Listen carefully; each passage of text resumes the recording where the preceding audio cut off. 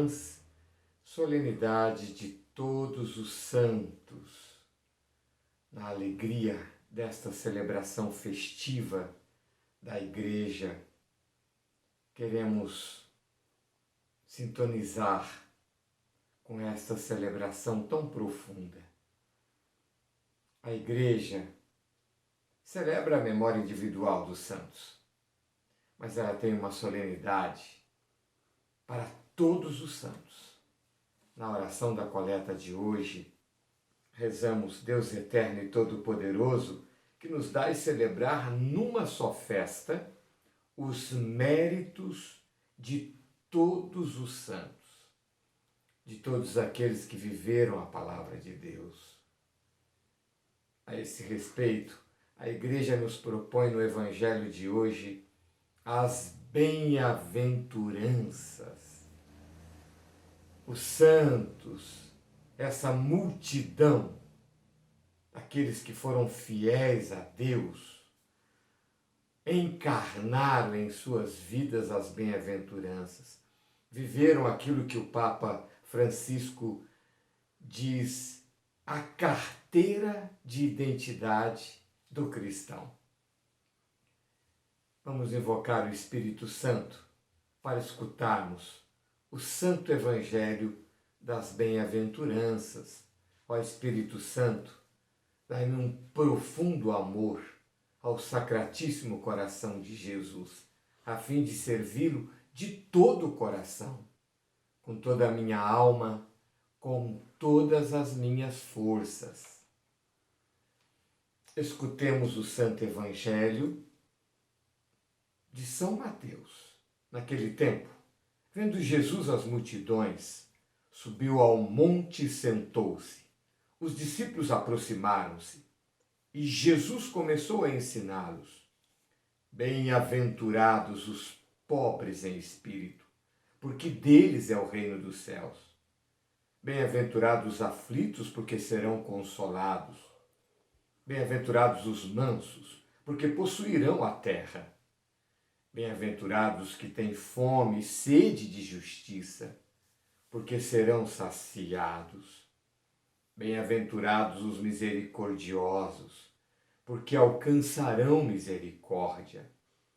Bem-aventurados os puros de coração, porque verão a Deus. Bem-aventurados que promovem a paz, porque serão chamados filhos de Deus. Bem-aventurados que são perseguidos por causa da justiça, porque deles é o reino dos céus. Bem-aventurados sois vós quando vos injuriarem e perseguirem e mentindo disserem todo tipo de mal contra vós por causa de mim. Alegrai-vos e exultai, porque será grande a vossa recompensa nos céus. Palavra da salvação. Glória a vós, Senhor. Meus irmãos e irmãs,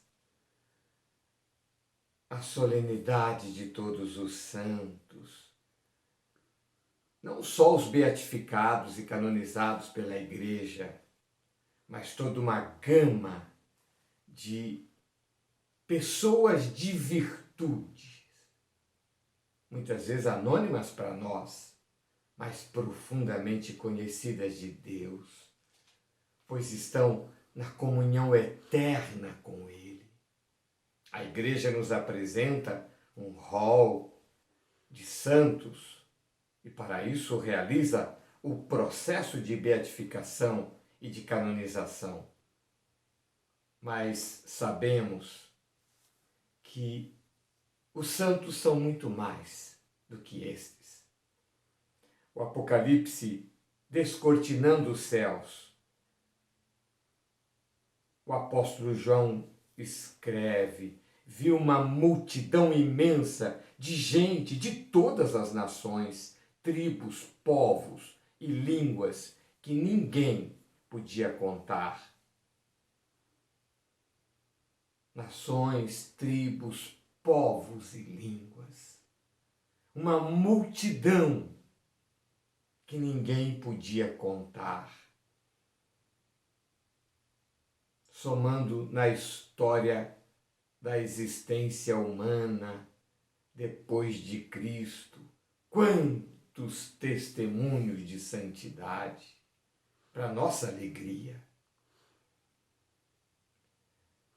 Estavam de pé diante do trono e do Cordeiro, trajavam vestes brancas e traziam palmas na mão. Vestes brancas, palmas na mão, símbolos de santidade. Depois um personagem celeste pergunta: quem são esses vestidos com roupas brancas? E ele mesmo responde: esses lavaram e alvejaram suas roupas no sangue do Cordeiro. Foram santos por causa da redenção em Cristo. É Cristo que possibilita a santidade. A imagem não seria de alguém subindo sozinho uma montanha e galgando esta montanha apenas com o seu sacrifício, com o seu empenho. Mas a imagem, e o Papa Francisco fala da importância de se utilizar a imagem na homilia, a imagem seria alguém num calabouço, num poço, sem condições de sair. Mas de repente alguém lança uma corda e desce até onde você está e te abraça, te envolve e pede: segure-se em mim, empenhe-se por não soltar-me. E aí galga aquele poço, subindo pela corda e nos elevando até o alto. É a imagem da santidade. Portanto, não significa que seja apenas o empenho humano. Mas é certo também, não significa que apenas é obra de Deus, independente da resposta humana. Daí a importância da ascese. Nesse aspecto, a Igreja nos apresenta os santos como exemplos, como modelos. A oração hoje do prefácio rezou assim: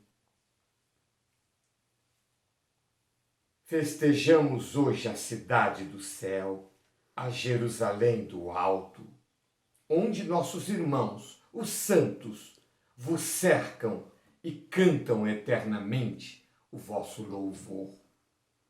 Para essa cidade caminhamos pressurosos, peregrinando na penumbra da fé. Contemplamos alegres na vossa luz tantos membros da Igreja, que nos dais como exemplo e intercessão.